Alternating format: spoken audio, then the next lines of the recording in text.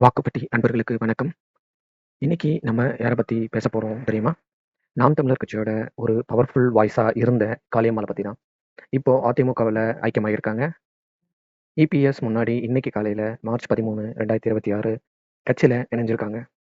இது வெறும் கட்சி தாவல் மட்டுமல்ல, இதுக்கு பின்னாடி ஒரு பாலிடிக்ஸ் இருக்கு. அது என்னன்னு பார்க்கலாம். சரி, யார் இந்த காளியம்மாள்? காளியம்மாள் பிறந்தது நாகப்பட்டினம். ஒரு மீனவ குடும்பத்துல இருந்து வந்தவங்க. ஆரம்பத்துல இவங்க மீனவ பெண்களுக்காக தமிழக மீனவ பெண் தொழிலாளர்கள் சங்கம் அப்படின்னு ஒரு அமைப்பை நடத்திட்டு இருந்தாங்க. பிகாம், எம்பிஏ பட்டதாரியான இவங்க தன்னோட பேச்சாற்றலால சீமானோட கண்ணில் பட்டாங்க.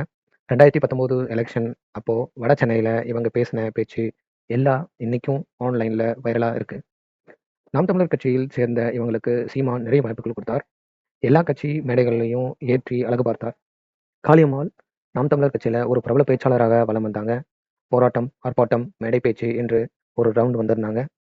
சீமான் அவர்கள் இவரை எல்லா தேர்தல்களிலும் போட்டியாளராக நிறுத்தி இவரை பிரபலமாக்கி விட்டார். சரி, எலெக்ஷன்ல இவங்க பெர்ஃபார்மன்ஸ் எப்படி இருந்ததுன்னு பார்க்கலாம். 2019 எம்பி எலெக்ஷன்ல வடசென்னை தொகுதியில் நின்று 60,000க்கும் மேற்பட்ட ஓட்டுகளை வாங்கினாங்க.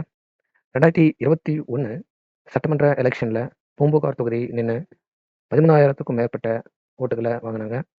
2024 எம்பி எலெக்ஷன்ல நின்று கடைசியா மயிலாடுதுறை தொகுதியில 1,27,000 வாக்குகள் வாங்கி மாஸ் கட்டினாங்க. ஆனா இவ்வளவு ஓட்டு வாங்கியும் ஏன் கட்சியை விட்டு வெளியே வந்தாங்க? அதை பத்தி பார்க்கலாம். கட்சிக்குள்ள ஒரு ஆடியோ சர்ச்சை கிளம்புச்சு. சீமான் ஒரு ஆடியோல காளியம்மாளை பத்தி தப்பா பேசுனதா ஒரு தகவல் பரவுச்சு. அவங்கள கட்சியை விட்டு தூக்கணும் அப்படின்னு அவர் சொன்னதா சொல்லப்பட்டது. முதல்ல நாட்டாக்கா தரப்பில் இது ஃபேக் ஆடியோன்னு சொன்னாங்க. ஆனா அப்புறம் சீமான் ஒரு கூட்டத்தில் காளியம்மாளுக்கு ரொம்ப முக்கியத்துவம் கொடுத்தது தான் பிரச்சனைக்கு காரணம் அப்படின்னு ஓப்பனா பேசினார். காளியம்மாள் மேல வைக்கப்பட்ட முக்கியமான குற்றச்சாட்டு அவங்க கட்சிக்குள்ள தனிக்குழு ஆரம்பிச்சிருக்காங்க அப்படின்றதுதான். சீமானோட தம்பிகள் பலர் அக்கா தனியா ஒரு டீம் போடுறாங்க, தம்பிகளை பிரிக்கிறாங்கன்னு புகார் கொடுத்துருக்காங்க. அப்போதான் ஒரு ஆடியோ லீக் ஆனுச்சு. அது சீமான் பேசுற மாதிரி இருந்துச்சு. நம்ம கட்சியில சில பிசுறுங்க இருக்கு, அதை தட்டி எடுக்கணும் அப்படின்னு ஒரு வார்த்தை பயன்படுத்திருந்தது அந்த ஆடியோல. இந்த பிசுறு அப்படின்ற வார்த்தை காளியம்மாளை தான் குறிக்குதுன்னு அப்போ பெரிய பஞ்சாயத்து வெடிச்சது. சீமான் தரப்பில் இது காளியம்மாளை மட்டுமல்ல, கட்சிக்கு எதிராக செயல்படுற எல்லாரையும் சொன்னதுன்னு விளக்கம் கொடுத்தாங்க.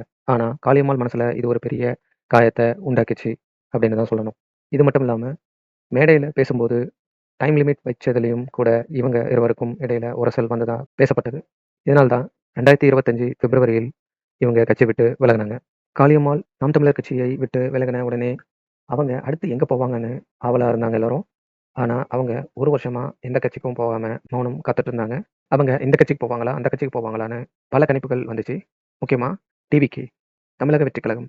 விஜய் கட்சி ஆரம்பிச்சப்போ விஜயண்ணன் கூப்பிட்டா நான் அங்க போவேன். ஏன்னா அவரு ஒரு தமிழன்னு காளியம்மாள் ஒரு பேட்டியில சொல்லியிருந்தாங்க. அதனால இவங்க டிவிகேல சேருவாங்கன்னு எல்லாரும் எதிர்பார்த்தாங்க. அது மட்டும் இல்லாம இன்னொரு பக்கம் பாஜகவோட நயனா நாகேந்திரன் இவர்களை கூப்பிடுறாருன்னு தகவல் வந்துச்சு. ஏன் திமுக கூட சேரப்போறான்னு கூட ஒரு நியூஸ் வந்துருச்சு. ஆனால் எல்லா வதந்திகளுக்கும் முற்றுப்புள்ளி வைக்கிற மாதிரி இப்போ அவங்க ஏடிஎம்கேவில் எலெக்ஷன் வர கொஞ்ச நாளுக்கு முன்னாடி சேர்ந்திருக்கிறது பெரும் பரபரப்பை ஏற்படுத்திருக்கு. இப்போ காளியம்மாள் அதிமுகவில் ஜாயின் பண்ணிட்டாங்க அப்படின்றது கன்ஃபார்ம் ஆயிடுச்சு. 2026 எலெக்ஷன் அதிமுக அவங்களுக்கு மயிலாடுதுறை தொகுதி கொடுக்க போறதா டாக் போயிட்டு இருக்கு.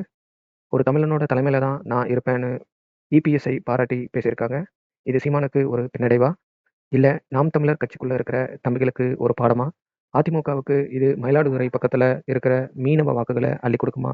நீங்க என்ன நினைக்கிறீங்க? கீழே கமெண்ட்ஸ்ல சொல்லுங்க. இந்த வீடியோ உங்களுக்கு பிடிச்சிருந்தா லைக் பண்ணுங்க, ஷேர் பண்ணுங்க. வாக்குப்பட்டி சேனலுக்கு சப்ஸ்கிரைப் பண்ணுங்க. நன்றி, வணக்கம்.